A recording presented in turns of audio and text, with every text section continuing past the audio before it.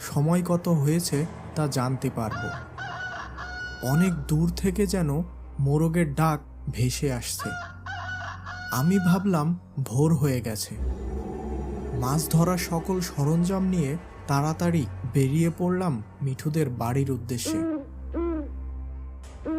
মিঠুদের বাড়িতে গিয়ে অনেক ডাকাডাকি করেও মিঠু, এই মিঠু, কোনো সাড়া পেলাম না। ভাবলাম ভোর হয়ে এসেছে দেখে মিঠু তাড়াহুড়োই আমাকে ডাকতে ভুলে গেছে হয়তো। মিঠুর উপর খুব রাগ হলো। একাই হাঁটা শুরু করলাম বিলের দিকে। তখন শ্রাবণ মাসের প্রায় শেষের দিক। নিকষ কালো মেঘের ফাঁকে উকি দেওয়া দ্বাদশীর ভাঙা চাঁদের আলোয় চারিদিক ঝকমক করছে।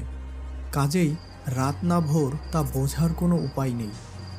আশপাশ থেকে ঝিঝি পোকার ডাক ছাড়া আর